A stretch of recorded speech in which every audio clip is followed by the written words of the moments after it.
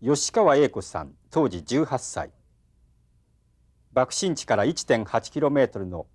広島文理科大学、現在の広島大学の構内で被爆しました。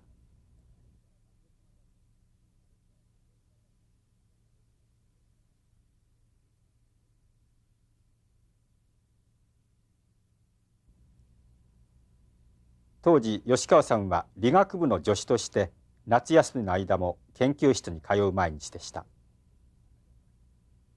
吉川さんの血のついた跡が残る当時の廊下の壁は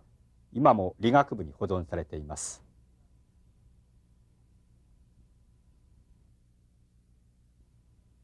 現在は広島大学の前でレストランを経営しています。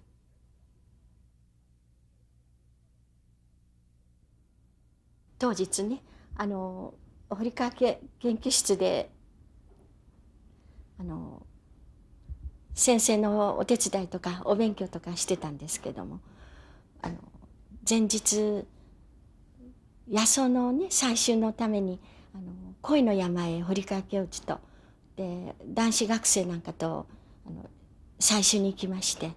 でいつもでしたら翌日のいつもお昼前くらいでないとこの研究室来ないんですけども、先生と8時から実験に取り掛かりましょうっていうお約束してたもんですから、それで8時にここへ着くように参りましたんですよ。そしたら当日はいろんなことあるから学校に来ないようにっていう父のあれだったんですけども、先生とのお約束があったために8時に来まして、で来たお荷物、ここ机が私の机でしたので、お荷物を置いたところで原爆に遭いましたんです。はい、で私の机の上には英文タイプライターとか、そして先生の原稿とか本が置いてあったんですけども、置いて、でここの後ろにね、私の理学部ですから実験着がかかってたんですけども、本当に暑い時でしたのでね、その実験着着ないで洋服のままでちょっと落ち着いたところであっという瞬間にね、この窓のすぐそばですから、私の机がね、で直接ですか、原爆の光でと爆風で私はすごい全身やけどとで骨折怪我全てのあれをこの大学でね、私が一番生き残りではひどい怪我したんです。はい、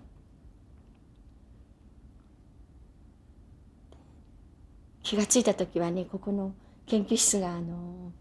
ていうんですか、もう本箱もいろんな実験材料なんかももうめちゃくちゃにここの机の上なんかにしてまして、あっという間の瞬間ですから、恐怖が背中走ったっていうんですか、自分の痛みも何もかも忘れてましてね、どうなったんだろうっていう感じだったんですけども、気がつきましたら私の左手のね骨はブラブラで骨折してたの気がついて、それから血はすごい出てましたけども、一旦そこでね気を失ったんですけどもね、自分でここにいたら本当大変なことになると思って本箱とかいろんなものを自分でどういうふうにしてこの研究室出たのかいつも聞かれてもよくわからないんですけどもね、なんとか廊下に出まして、で外へ避難したんですけども、その時の恐怖は本当に今思ってもね、現実ではないような、本当それこそ地獄だったと思いますよ。はい、じゃあ恥ずかしいですけどもね、私がどのようにひどく怪我したか、この手をお見せしますけども、ここはね時計してましたのでね、ここだけ残ってるんです。でここへ今コリコリしますけど、時計のガラスか何か分かりませんけど入ってます。でここの関節のすぐ上をね骨折いたしましてね、ここの骨がこちらへ出てたんですよ。で関節がすぐ上なので、当時は薬もないですし添え木も何にもなくて、そのまんまこの骨折の箇所をね放置されたもんですから、こうして手まっすぐしましてもこちらは曲がったままなんです。でもここまで動くようになったのはね、当時千葉医大とか九大広大の先生なんかみんな見ていただきましたけど、関節のすぐ上だから手術しても動くようになる自信ないっていうことでね、で私は別府で何ヶ月も温泉療法しましてね、ここまで動くようになったんです。でも今でもこちら力が入らなくてこの手にしびれてるんです。ですから電車なんかに乗ってつり革持ちますとパタッと落ちますしね、そしてバケツにお水入れたりして重いものを下げましてもね、こちら持てないんです。そして私はレストランしてますけども、調理場で忙しい時なんかちょっと切り物をお手伝いしようと思いましてもね、物を抑えていう力が入らないもんですからね、今もいろんな後遺症ございますのよ。はい。ですからでそのようにひどいので、一応大校の小学校でね、小学校の教室で一夜を明かしたんですけども、動物の私を救ってくれた学生さんは私の自宅へ私が避難していることを知らせてくださって、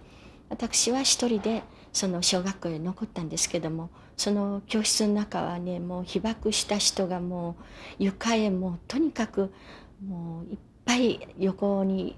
寝かされてたんです。それで夜なんです暗い中で、もちろん電気もつきませんし、看護兵の人はいらっしゃるんですけどもね、いろんな人がね気が狂ったようになって、もちろんその当時のショックで気が狂った人当然あったんだと思うんですけどもね、教室の中を飛び跳ねてね、もういろんなわけのわからない大きな声張り上げてね、私のこの体の上もみんな飛んで歩くんです。で看護兵の人が押さえつけたりしてましたけども、あの時は本当に中根さん早く帰ってくれないかしら、このまま押しつぶされて死ぬんじゃないかと思って怖かったのを覚えてますけども、で翌日町内の人がね第八車引いて私を迎えに来てくれたんです。だからそれで炎天の中を第一に乗せられて私は自宅へ帰ったんですけどもね、帰った時は私の父は町内会長してまして、町内の方をね家屋疎開に小町っていうところへねお連れして、全身やけどで父はやけどしても家まで帰りましてね、で私が自宅に帰ったのが7日ですから、で父が亡くなった直後に私が家に帰ったんです。でも私もその時はやっぱり気持ちが転倒してたのか普通じゃなかったと思うんです。普通でしたら父親が亡くなりましたらもう本当に悲しみの極致ですけども、そういうことも後で考えると、私はあの時原爆にあったために気も狂ってたんじゃないかなっていうことを後で思い出すんですけどもね。それで私の枕元で父のお葬式がありました。でも当時としてはね、まだ私の自宅は壊れただけで残ってましたので、自宅で父のお葬式挙げてもらっただけでもまだ幸せだったんです。いろんな私の記憶ではね、どこに誰が避難してるか、どこで原爆にあったかもわからなくて、骨も拾えなくて探して歩いてた方、そしてそのためにあと原爆の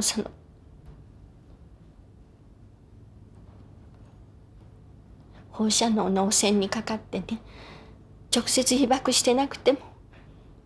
髪の毛が抜けて亡くなった方は随分あると聞いてます。そしてどこにいるかわからないその人たち、電車の線路とか電車の中で真っ黒焦げになって亡くなってる人もあったということは、私はその時はあまりにもひどい怪我でしたから直接は見ていませんけども、母とかいろんな人からそういう話聞いてますから、私の父は亡くなってもまだ幸せな人だったいうことは思わせられますね。軍の衛生兵の方でとても親切な方がありましてね、ほっといたらこの子は命なくなるからってね、内緒ですよってブドウ糖をねみんなに隠れるようにして飲ませてくださったんです。というのは、私は船入りの自宅にいましたけども、お医者さんがないから父のお葬式が済みましてね、その南方の留学生と母とでね、観音町に第二高等小学校っていうのがありましたの。そこへ第8でやはり避難いたしまして、そこはもう広い雨天体操場だったんですけどもね、随分それはもう数えきれないほどの被爆者の方がね皆寝かされて、そして看護する家族の方もいらっしゃいましたけども、私はそこで看護兵の方の治療を受けることができまして、でも1日に1度治療しに来てくださるんですけどもね、ここに何しろ骨折して添え木もしないでそのまま置いてあるんですから、その当時何年もして母が言ってくれたんですけど、傷の跡からうじが、白いうじありますでしょ、うじが湧いて本当に寝巻きをし替えるのも大変だったようです。で、私は今でもこの首にも、そしてこの手にも、でお腹、背中にね、こんな大きな、ここの研究室のガラスすごく厚いですからね、そのガラスのこんな大きなのがいっぱい入っております。で、2年に一度 ABCC ですか、放射能影響研究所ですか、あそこで検査があるんです。でレントゲンもいつも撮ってるんですけども、そういうふうなガラスがまだたくさん残ってるんですね。でそこでお話前後して申し訳ないんですけども、そこの第二高等小学校でこの手があまりにも痛いもんですから、兵隊さんこの手をねお願いだからこれ切り落としてくださいってね申しましたので、母もね私もどんなに痛くても苦しいっていうことは言わなかったそうですけどもね、一日一度のその治療の時にね、お願いだから切り落としてくださいって本当に泣き叫んだそうですけどもね、兵隊さんが女の子はね手がないといけないんだから、今の痛いのはね少々我慢しても手を落として、どうしてもね手が腐っていけない時は切り落としてあげる、それは簡単なことだから、だからそれまでもうダメになるまで頑張んなさいって、でその代わり内緒でブドウ糖を毎日1アンプルほどね飲ましてくださって、そして命長らえて、でその留学生がね毎日大学へ野宿してたんですけども、途中へ食料品をね探しに出てくれましてね、そして途中で拾った缶詰だとかトマトをね拾ってきてくれまして、そして一日に一度配給がある食べ物なんか、私はもちろん寝たきりですから寝たままで口へね母とその留学生とで口に入れてくれましてね、でも母がそこでお洗濯お寝巻きなんか着替えた時、洗濯しに行きました時なんかね、ここの首に今でもありますそのガラスが残ってるもんで枕をして寝ててもねじっと寝てられないんです、痛くって。それでもうそれも寝返りが自分で打てませんしね、周囲の人にはもちろんみんな生き死にの思いで横たわってるんですから、周囲の人には頼めないし、母がお洗濯から帰ってきて横にしてくれるのが待ち遠しかったのはね覚えてるんです。今でも私は普通の枕はして寝れないんですよ。はい、お話前後して申し訳ないんですけどね。でそれから10日くらいしましてね、父が生きてた頃に親しかった人が手を回してくれましてね、ここにいたんではいつまでたってもまともな治療が受けられないからって江田島の切串っていうところにね山崎病院っていう大きな病院があるんです。そこへ船を雇って、そして私と母と連れて行ってくれましてね、でその病院へ入院させてくれたんです。そこではまともな治療を受けることができましてね、でも後で聞きますと病院の人たちみんな娘さんはもう死ぬでしょうよってみんな噂してたそうです。で治療を受け出しまして1週間くらいしてですか、血を吐きましてね、こんな丼にいっぱい血の塊を吐いたんです。でもその時はみんなもう死ぬものと思ってね、そういうふうな対策してたらしいですけど、今考えますと私がその血を吐いたために命助かったんだと思います。血を吐いて危篤状態に陥りました時にね、夜になりますとね、私の枕元に亡くなった父がね、じっと来て座ってるんですよ。お話はしないんですけどもね、夜になるとそれが5日ぐらい続きましたか。それで母にね、お母ちゃん夜になるとね、お父ちゃんが私の枕元に来て座っとって、だからお母ちゃんも気がついたって言いました。母には全然見えなかったそうですけど、私には毎晩枕元に来てね、父が心配そうな顔して祈ってるような形で姿で私の枕元にいたの、はっきり私この目で見てるんです。それで親切な方があって輸血も申し込んでくださったり、栄養注射もどんどんしてくださいましてね、そしてこれなら大丈夫だろうっていうとこまで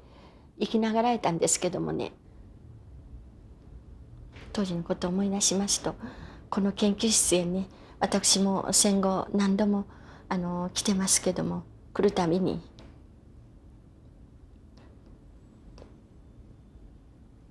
当時のことを思い出しました。原爆によって私の一生も180度の転換でした。私第一県女でしたけども、当時はね戦時中でしたからね、女子で大学へ進む人はあまりなかったんです。だから特に私英文科へ入りましたので、校長室へ一人ずつ呼ばれましてね、どうして吉川さん鉄国の英語の学校へ行くんか、英語を勉強するための英文科なんか志望するんだってひどく叱られましたけども、私はこういう時代こそ英語を勉強しなきゃいけないんじゃないですかって、もう先生の反対申し切って大学入りましてね、その道で私は子供心にもね頑張ろうっていう気でしたけども、一瞬の原爆によって今はこの広大の前でレストランしておりますけども、私の一生はその原爆のために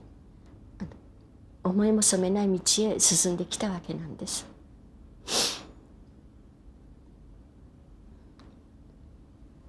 ごめんなさい。当時のねひどい原爆の悲惨なことは、この現実にこの恐怖をね受けた人でないとわからないんじゃないかと思います。今の私のうちにも店にここの学生がたくさんバイトにも来てます。ですけど私がねこれだけひどい怪我をしててもどうしてこういう怪我してるかっていうこと気がつかないらしいんです。それで私はねこういうひどい原爆のためにこういうふうになったって話しても、若い人の中にはねその原爆の日が何日かっていうことも知らない人あるようです。ですから世界中でね2カ所も原爆の洗礼を受けたのはこの日本だけなんですから、もっともっと一人一人がね声を大にしてこの原爆の恐怖をね現実のものとして世界中へ核廃絶とか原爆のこの恐ろしさを訴えなきゃいけないんじゃないかと私はいつも思います。あの時の恐怖は私日本はね特にこのようなことを話すのも変ですけども、女で手にちょっと怪我してもお嫁にできないとかいろいろそういう時代だったんです。ですけどこれだけ私がひどい怪我いたしましてね、今はもう年取りましたから怪我に対してはそんな深刻に、思わないって言ったら嘘ですけども当時はね暑くても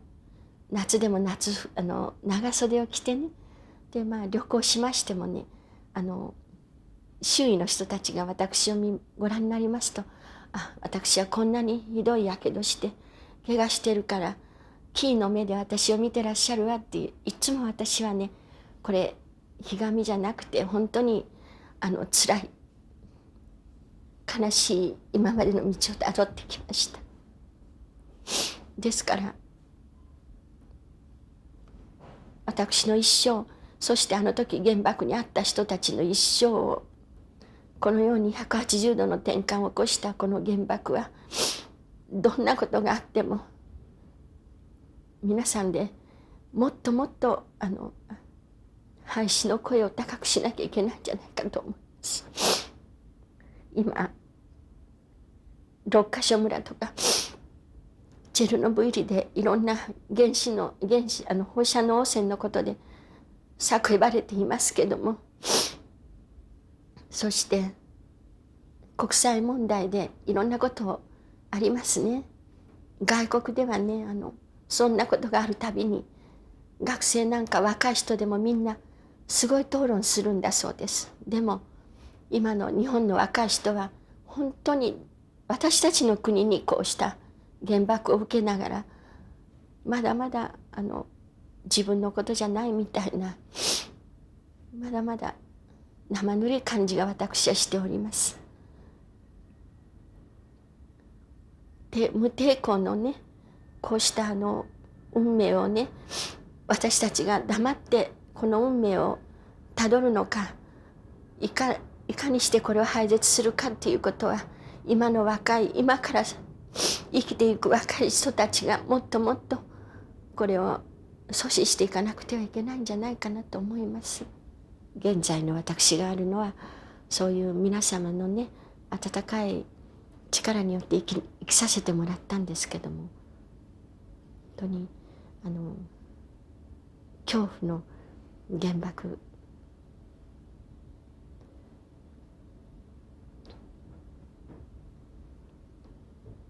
この体験はねいつまでも時はね時の流れとともにその痛みとか悲しみとかは流されて、いろんな人からの脳裏からも消え去って忘れていきますけども、でもこういう恐怖の現実は決して忘れてはいけないと思うんです。ですから私も今まで原爆の思い出にはなるべく遠ざかりたいと思ってきましたけども、この度このことを正しくね皆様に、世界中の人に伝えていかなくては、今からの世の中皆さんが幸せな平和を願っていけないんじゃないかと思って、この現実をね皆様に訴えたいと思ってるんです。